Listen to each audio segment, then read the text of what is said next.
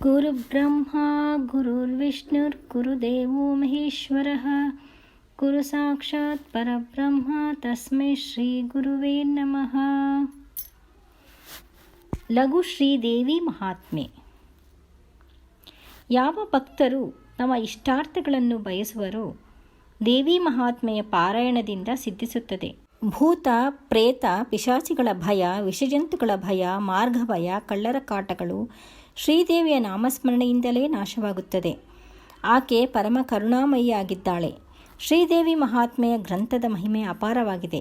ಕಾಮಧೇನು ಕಲ್ಪವೃಕ್ಷಗಳಂತೆ ಬೇಡುವುದನ್ನು ನೀಡುವ ಮಹಿಮಾನ್ವಿತ ಶಕ್ತಿ ಈ ಗ್ರಂಥಕ್ಕಿದೆ. ದೇವಿಯ ಕರುಣೆಯಿಂದ ಬಯಸಿದ್ದೆಲ್ಲ ಈಡೇರುತ್ತದೆ. ಧನ, ಕನಕ, ವಸ್ತು, ವಾಹನ, ವಸ್ತ್ರ, ಐಶ್ವರ್ಯ, ಭೋಗಭಾಗ್ಯಗಳು ಈ ಗ್ರಂಥದ ಪಾರಾಯಣ ಮಹಿಮೆಯಿಂದ ಕೈಗೂಡುತ್ತವೆ. ಜಯ, ಶತ್ರುನಾಶ, ಕಾರ್ಯಸಿದ್ಧಿಗಳು ಲಭಿಸುತ್ತವೆ.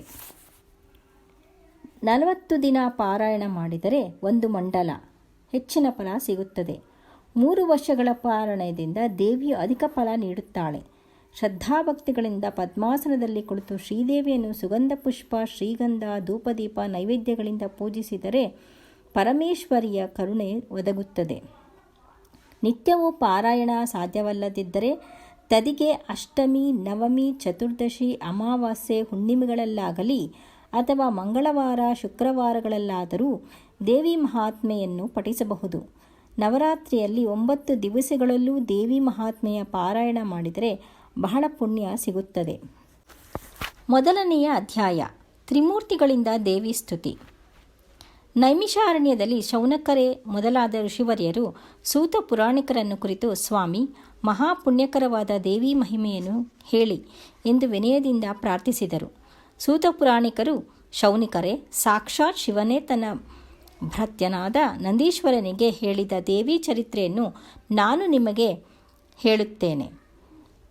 ಇದರ ಶ್ರವಣದಿಂದ ಮೋಕ್ಷ, ಸಂಪತ್ತು, ಸರ್ವಾಭೀಷ್ಟ ಸಿದ್ಧಿಗಳೂ ದೊರೆಯುತ್ತವೆ ಎಂದು ಸಂಕಲ್ಪ ಮಾಡಿ ದೇವಿ ಮಹಿಮೆಯನ್ನು ಹೇಳಲು ಪ್ರಾರಂಭ ಮಾಡಿದರು. ಭಗವಾನ್ ಶಂಕರನ ನಿವಾಸವಾದ ರಜತಾದ್ರಿಯು ಅತ್ಯಂತ ಮನೋಹರವಾಗಿತ್ತು. ಚಂದ್ರಕಾಂತ ಶಿಲೆಗಳು, ಗಿರಿಗಹ್ವರಗಳು, ಜಲಪಾತಗಳು, ತಣ್ಣೀರಿನ ಚಿಲುಮೆಗಳು, ವಿಶಾಲವಾದ ಸರೋವರಗಳಿಂದಲೂ ಶೋಭಾಯಮಾನವಾಗಿದ್ದು, ಇಲ್ಲಿ ಸಿಂಹ, ಹುಲಿ, ಶರಭ, ಆನೆ, ನರಿ, ಮೊಲ, ಹಾವು, ಮುಂಗುಸಿಗಳು ಸ್ವೇಚ್ಛೆಯಿಂದ ವಿಹಾರ ಮಾಡುತ್ತಿದ್ದವು. ಗಿಳಿ, ಕೋಗಿಲೆ, ಸಾರಸ ಪಕ್ಷಿಗಳ ಗಾಯನ ಮನೋಹರವಾಗಿತ್ತು. ತಾಳೆ, ತೆಂಗು, ಮಾವು, ಹಲಸು, ನೆಲ್ಲಿ, ಖರ್ಜೂರ, ನಿಂಬೆ, ಜಂಬು ಮೊದಲಾದ ಫಲ ವೃಕ್ಷಗಳು, ಕದಲಿ ವೃಕ್ಷಗಳಿಂದಲೂ ಶೋಭಾಯಮಾನವಾಗಿದ್ದ ಈ ಪ್ರದೇಶದಲ್ಲಿ ಮೃಗಗಳು ಪರಸ್ಪರ ವೈರವನ್ನು ಮರೆತು ಸ್ನೇಹದಿಂದ ಜೀವಿಸುತ್ತಿದ್ದವು. ರಜತಾದ್ರಿಯ ಸುಂದರ ಪ್ರದೇಶವು ಪೇಟೆ ಬೀದಿಗಳಿಂದಲೂ ಮನೆಮನೆಗಳಲ್ಲಿಯೂ ಉಪವನಗಳಿಂದಲೂ ಪಚ್ಚೆಯ ಜಗಲಿಗಳು, ವಜ್ರಖಚಿತ ಕಂಬಗಳು, ಪುಷ್ಯರಾಗದ ತೊಲೆಗಳು ತುಂಬಿದ ಗೃಹಗಳಿಂದ ಮೋಹಕವಾಗಿತ್ತು. ಶಿವನು ವಟವೃಕ್ಷದ ಮೂಲದಲ್ಲಿ ಆಸೀನನಾಗಿದ್ದನು. ಯಕ್ಷ, ಕಿನ್ನರ, ಗಂಧರ್ವರು, ಭೂತಗಣಗಳು, ಸಿದ್ಧಸಾಧ್ಯರಿಂದ ಸೇವಿತನಾದ ಶಂಕರನ ಮುಂದೆ ವಿನಾಯಕ, ಷಣ್ಮುಖ, ನಾರದ, ತುಂಬುರರು ವಿನಯದಿಂದ ನಿಂತಿದ್ದರು. ಹೀಗಿರುವಾಗ ಸರ್ವಮಂಗಳೆ ಎನಿಸಿದ ಗೌರೀದೇವಿಯು ಶಿವನಿಗೆ ಆರತಿಯನ್ನು ಬೆಳಗಿ, ಜಯ ಜಯ ಶಂಕರ, ಜಗತ್ಪತಿತ ಜಯವಾಗಲಿ ಎಂದು ಹಾರೈಸಿದಳು. ಆಗ ಶಿವನು ಹರ್ಷದಿಂದ ನಗುತ್ತಾ ಪಾರ್ವತಿಯನ್ನು ತನ್ನ ಎಡತೊಡೆಯ ಮೇಲೆ ಕುಳ್ಳರಿಸಿಕೊಂಡನು. ಆಗ ಪುಷ್ಪವೃಷ್ಟಿಯಾಯಿತು. ಶಿವಭಕ್ತರು ಶಿವಪಾರ್ವತಿಯರನ್ನು ಸ್ತುತಿಸಿದರು. ದೇವದಂದುಭಿಗಳು ಮೊಳಗಿದವು. ಹೀಗೆ ಶಿವನ ಸಭೆಯು ಸಂಭ್ರಮೋತ್ಸಾಹದಿಂದ ತುಂಬಿತ್ತು. ಆಗ ನಂದಿಕೇಶ್ವರನು ಶಿವನಿಗೆ ಸಾಷ್ಟಾಂಗ ನಮಸ್ಕಾರ ಮಾಡಿ ನಿಂತನು. ಶಿವನು ಅವನನ್ನು ನೋಡಿ ಆನಂದದಿಂದ ಮುಗುಳ್ನಕ್ಕು, ನಂದೀಶ್ವರನೇ, ಏನು ನಿನ್ನ ಅಭಿಮತ ಹೇಳು ಎಂದನು. ನಂದೀಶ್ವರನು ಪರಮ ಭಕ್ತಿಯಿಂದ, ಸ್ವಾಮಿ, ನನಗೆ ದೇವಿ ಮಹಾತ್ಮೆಯನ್ನು ಕೇಳಬೇಕೆಂಬ ಆಸೆಯಾಗಿದೆ. ಕರುಣಾಸಮುದ್ರನಾದ ನೀನು ಆ ಮಹಾತ್ಮೆಯನ್ನು ಹೇಳಬೇಕೆಂದು ಪ್ರಾರ್ಥನೆ ಎಂದನು. ಅದಕ್ಕೆ ಶಿವನು ನಕ್ಕು ದೇವಿ ಮಹಾತ್ಮೆಯನ್ನು ವಿವರಿಸಿದನು. ಹೇ ನಂದಿ, ದೇವಿ ಮಹಾತ್ಮೆಯನ್ನು ಕೇಳು. ಹಿಂದೆ ಬ್ರಹ್ಮನಲ್ಲಿ ಚಿಚ್ಚಕ್ತಿ ಹಾಗೂ ಮಾಯೆ ಉತ್ಪನ್ನವಾಯಿತು. ಚಿಚ್ಚಕ್ತಿಗೆ ಚೈತನ್ಯವೆಂದು ಹೆಸರು. ಮಾಯೆಯು ವಿದ್ಯೆ ಹಾಗೂ ಅವಿದ್ಯೆ ಎಂಬ 2 ಭಾಗವಾಯಿತು. ಈಶ್ವರನಿಗೆ ಜಗತ್ತೇ ಶರೀರ. ಆತನ ರೂಪವು ಜಗತ್ತಿನಲ್ಲಿ ತುಂಬಿದೆ. ಆತನದು ಸಹಸ್ರ ಅವಯವಗಳು.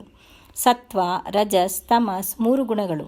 ಸತ್ಯ, ಶಮದಯ, ಶಾಂತಿ, ಅಣಿಯಾದಿ ಸಿದ್ಧಿಗಳು, ಶ್ರುತಿ ಇವೇ 6 ಬಗೆಯ ವಿದ್ಯೆಗಳು. ಪ್ರಕಾಶಮಾನವಾದ ಚೈತನ್ಯ ಶಕ್ತಿಯೇ ಮೂಲ ಪ್ರಕೃತಿ. ಆ ರಾಜರಾಜೇಶ್ವರಿಯೇ ಮಹಾವಿದ್ಯೆ. ಸರ್ವ ದೇವತೆಗಳಿಗೂ ಈಶ್ವರಿಯಾದ ಆಕೆಯನ್ನು ರಾಜರಾಜೇಶ್ವರಿ ಎಂದು ಕರೆಯುತ್ತಾರೆ. ತ್ರಿಮೂರ್ತಿಗಳು 3 ಗುಣಗಳ ಸ್ವರೂಪವುಳ್ಳವರು. ಅವರು ದೇವಿಯನ್ನು ಕುರಿತು ಮಾಡಿದ ತಪಸ್ಸು, ಮಧುಕೈಟಭವಧೆ, ಮಹಿಷಾಸುರ ಸಂಹಾರ, ಶುಂಭ ನಿಶುಂಭನಾಶ ಮೊದಲಾದ ದೇವಿ ಮಹಾತ್ಮೆಯ ಘಟನೆಗಳನ್ನು ಮುಂದೆ ವಿಸ್ತಾರವಾಗಿ ತಿಳಿಯೋಣ. ದೇವಿಯು ಶತಕೋಟಿ ಯೋಜನ ವಿಸ್ತಾರವಾದ ಬ್ರಹ್ಮಾಂಡವನ್ನು ಸೃಷ್ಟಿಸಿದಳು. ತ್ರಿಮೂರ್ತಿಗಳನ್ನು ಆಕೆಯೇ ಸೃಷ್ಟಿಸಿದಳು. ಹರಿಹರ ಬ್ರಹ್ಮರನ್ನು ಸೃಜಿಸಿ ಆಕೆ ಮಾಯವಾದಳು. ಆಗ ನಾವು ಆಕೆಯನ್ನು ಮೆಚ್ಚಿಸಲು ತಪಸ್ಸು ಮಾಡಿದೆವು. ಆಕಾಶವಾಣಿಯು ತಪಸ್ಸಿನಿಂದಲೇ ದೇವಿ ಸಾಕ್ಷಾತ್ಕಾರವಾಗಬೇಕು ಎಂದು ನುಡಿಯಿತು. ತ್ರಿಮೂರ್ತಿಗಳಾದ ನಾವು ದೇವಿಯನ್ನು ಆರಾಧಿಸುವ ಬಗ್ಗೆ ಯಾವುದು ಎಂದು ಪ್ರಶ್ನಿಸಿದೆವು.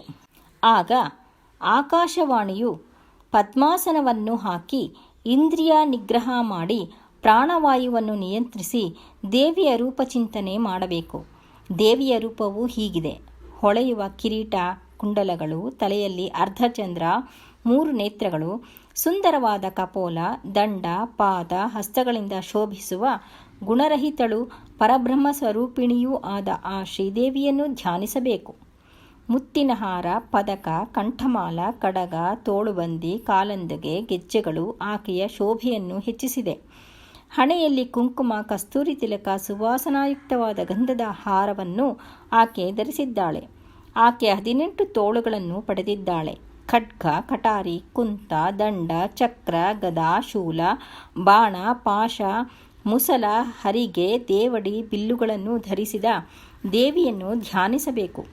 ದೇವಿಯು ಭೂತ ಪ್ರೇತ ಪಿಶಾಚಿಗಳಿಗೆ ಭಯ ಸ್ವರೂಪಳು, ಭಕ್ತರಿಗೆ ಅಭಯಪ್ರದಳು ಆಗಿದ್ದಾಳೆ. ಅಂತರಂಗದಲ್ಲಿ ಆಕೆಯನ್ನು ಧ್ಯಾನಿಸಿದರೆ ಒಳಗೂ ಹೊರಗೂ ಆಕೆಯ ಸಾಕ್ಷಾತ್ಕಾರವಾಗುತ್ತದೆ. ದೇವಿಯನ್ನು ನಾನಾ ರೀತಿಯಿಂದ ಪ್ರಾರ್ಥಿಸಿ ಆ ಮಹಾವಿದ್ಯೆಯಲ್ಲಿ ಐಕ್ಯವಾಗಿರಿ ಎಂದು ಹೇಳಿತು. ಈ ರೀತಿ ಜಗತ್ತಿನಲ್ಲಿ ಪರಬ್ರಹ್ಮ ಸ್ವರೂಪಿಣಿಯೂ ಮಹಾಮಹಿಮಳೂ ಆದ ಆಕೆಯನ್ನು ಎಷ್ಟೋ ಯುಗಗಳವರೆಗೂ ನಾವು ಸೇವಿಸಿದೆವು. ಆದರೂ ಆಕೆಯ ಸಾಕ್ಷಾತ್ಕಾರವೂ ಆಗಲಿಲ್ಲ. ಆಗ ನಮಗೆ ಬಹಳ ಅಧೈರ್ಯವಾಯಿತು, ಹರ್ಷವೂ ಮಾಯವಾಯಿತು. ಜ್ಯೋತಿ ಸ್ವರೂಪಿಣಿಯಾದ ದೇವಿಯನ್ನು ಮನಸಾರೆ ಮತ್ತೆ ಮತ್ತೆ ಸ್ಮರಿಸಿದೆವು. ಆಕೆಯನ್ನು ದೃಢವಾಗಿ ಸ್ಮರಿಸಿ, ತಾಯಿ, ನಮ್ಮನ್ನು ಸೃಷ್ಟಿಸಿ ಈಗ ಯಾಕೆ ಮಾಯವಾಗಿರುವೆ ಎಂದು ಹಂಬಲಿಸಿದೆವು. ಹೀಗೆ ಬಹುಕಾಲ ಧ್ಯಾನ ಮಾಡಿದಾಗ ಶುಭ ಶಕುನಗಳಾದವು. ಬಲಭಾಗ ಅದುರಿತು. ಆಕಾಶವಾಣಿ ಹೇಳಿತು, ಚಿಂತೆ ಬೇಡ, ಈಗೋ ದೇವಿಯು ಬರಲಿದ್ದಾಳೆ. ನಾವು ಹೃದಯದಲ್ಲಿ ದೇವಿಯನ್ನು ನೆನೆದೆವು ಎಂಬಲ್ಲಿಗೆ ಶ್ರೀದೇವಿ ಮಹಾತ್ಮೆಯಲ್ಲಿ ತ್ರಿಮೂರ್ತಿಗಳ ತಪಸ್ಸೆಂಬ ಮೊದಲನೆಯ ಅಧ್ಯಾಯವು ಮುಗಿಯಿತು. ದೇವಿಯಿಂದ ತ್ರಿಮೂರ್ತಿಗಳಿಗೆ ವರಪ್ರದಾನ. 2ನೇ ಅಧ್ಯಾಯ. ಹರಿಹರ ಬ್ರಹ್ಮಾದಿಗಳ ತಪಸ್ಸಿಗೆ ಮೆಚ್ಚಿದ ಶ್ರೀದೇವಿಯು ಆಕಾಶ ಮಾರ್ಗದಲ್ಲಿ ಬಂದಳು. ಆಗ ಆಕಾಶದಲ್ಲಿ ಪ್ರಭೆಯು ಮಿಂಚಿತು. ದೇವತೆಗಳೆಲ್ಲರೂ ಅಲ್ಲಿಗೆ ಬಂದರು. ದೇವದುಂದುಬಿಗಳು ಮೊಳಗಿದವು. ದೇವಿಯು ಬರುವ ವೇಗಕ್ಕೆ ಎಲ್ಲರೂ ಆಶ್ಚರ್ಯಚಕಿತರಾದರು. ಆಕೆಯ ಎಡಬಲದಲ್ಲಿ ವಿದ್ಯೆ ಅವಿದ್ಯೆಯರು ಶೋಭಿಸುತ್ತಿದ್ದರು. 1000 ಕೋಟಿ ಸೂರ್ಯರ ಪ್ರಕಾಶದಿಂದ ದೇವಿಯು ಪ್ರಕಾಶಮಾನಳಾಗಿ ರಕ್ತವರ್ಣ ವಸ್ತ್ರದಿಂದ ಶೋಭಿಸುತ್ತಿದ್ದಳು. ದೇವಿಯ ದಿವ್ಯ ಸೌಂದರ್ಯವನ್ನು ಏನು ಹೇಳಲಿ, ಅದು ವರ್ಣಿಸಲು ಅಶಕ್ಯ. ವೇದಗಳು ಆಕೆಯ ಮಹಿಮೆಯನ್ನು ವರ್ಣಿಸಲು ಸಾಧ್ಯವಿಲ್ಲ. ಆಕೆಯು ಸತ್ ಚಿತ್ ಆನಂದಗಳಿಂದ ತುಂಬಿದ ಪರಬ್ರಹ್ಮಣಿಯಾಗಿದ್ದಳು. ಆಕೆಯ ದರ್ಶನವಾದ ನಂತರ ತ್ರಿಮೂರ್ತಿಗಳಾದ ನಾವು ಆನಂದ ಸಾಗರದಲ್ಲಿ ಮುಳುಗಿದೆವು. ಆಕೆಯ ಸುಂದರ ಪಾದ ಪದ್ಮಗಳ ಮೇಲೆ ಭಕ್ತಿಯಿಂದ ಎರಗಿದೆವು. ಅನಂತರ ಎದ್ದು ನಿಂತು ಕೈಮುಗಿದು ಸ್ತೋತ್ರ ಮಾಡಿದೆವು. ಜಯ ಜಯ ಓಂ ನಮೋ ಓಂಕಾರಿ, ಜಯ ಓಂ ನಮೋ ಹ್ರೀಂಕಾರಿ, ಜಯ ಓಂ ನಮೋ ರಕ್ತಾಂಗಿ, ಜ್ವಾಲಾಮುಖಿಯೇ ಜಯ ಜಯ, ಮಹಾಮಾಯೆ ಭಗವತಿ ಪರಬ್ರಹ್ಮ ಸ್ವರೂಪಿಣಿ ಪರಮೇಶ್ವರಿ ನಿರ್ಗುಣೆ ವಿಕಾರರಹಿತೆ ನಿನಗೆ ಜಯವಾಗಲಿ. ಶ್ರೀದೇವಿಯ ಲಾವಣ್ಯವನ್ನು ನೋಡಲು ನಮ್ಮ ಕಣ್ಣುಗಳು ಅಶಕ್ತವಾದವು. ಆಗ ದೇವಿಯು ನಮ್ಮ ಬಳಿ ಬಂದು ತಲೆ ನೇವರಿಸಿ ಮುದ್ದಾಡಿ, ಮಕ್ಕಳೇ, ನಾನು ಎಂತಹ ಕಠಿಣ ಹೃದಯದವಳೋ ಕಾಣೆ, ನಿಮ್ಮನ್ನು ತೊರೆದು ಹೋದೆನಲ್ಲ ಎಂದು ಆನಂದ ಬಾಷ್ಪವನ್ನು ಸುರಿಸುತ್ತಾ, ಮಕ್ಕಳೇ, ನಿಮಗೆ ಏನು ವರ ಬೇಕೋ ಕೇಳಿ ಎಂದು ಕರುಣೆಯಿಂದ ನುಡಿದಳು. ಆಗ ನಾವು ಆಕೆಯ ಪಾದಗಳಿಗೆ ವಂದಿಸಿ, ತಾಯಿ, ನಮಗೆ ಏನೂ ಬೇಡ, ನಿನ್ನ ದರ್ಶನವೇ ಸಾಕು. ಯಾರು ನಿನ್ನ ಚರಣಗಳನ್ನು ಭಕ್ತಿಯಿಂದ ಸೇವಿಸುವರೋ ಅವರು ಕೈವಲ್ಯ ಸುಖವನ್ನು ಪಡೆಯುತ್ತಾರೆ. ನಮಗೆ ನಿನ್ನ ಸೇವೆಯೇ ಸಾಕು, ಇನ್ನೇನು ಬೇಡ ಎಂದು ಬೇಡಿದೆವು. ಆಗ ದೇವಿಯು ಮುಗುಳ್ನಕ್ಕು, ನೀವೇ ಜಗತ್ತಿನ ಕರ್ತೃಗಳು. ಬ್ರಹ್ಮನು ಸೃಷ್ಟಿಯನ್ನು, ವಿಷ್ಣುವು ರಕ್ಷಣೆಯನ್ನು, ರುದ್ರನು ಲಯವನ್ನು ಮಾಡಲಿ. ನೀವು ಹೊರಟು ಈಗಲೇ ಈ ಬ್ರಹ್ಮಾಂಡಕ್ಕೆ ಒಡೆಯರಾಗಿ ಎಂದು ಹರಿಸಿದಳು. ದೇವಿಯ ಮಾತುಗಳನ್ನು ಆಲಿಸಿ, ತಾಯಿ, ಈ ಜಗತ್ತು ನಮಗೆ ಬೇಡ, ಬಂಧನಗಳಿಂದ ನಮಗೆ ಬಿಡುವು ಬೇಕು ಎಂದು ಪ್ರಾರ್ಥಿಸಿದೆವು.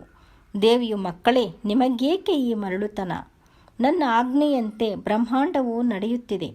ನಿಮ್ಮ ಮೂವರ ಐಕ್ಯ ರೂಪವೇ ನಾನು, ಇದು ಸತ್ಯ. ನಿಮ್ಮ ಭಜನೆಯೇ ನನ್ನ ಸ್ತೋತ್ರ.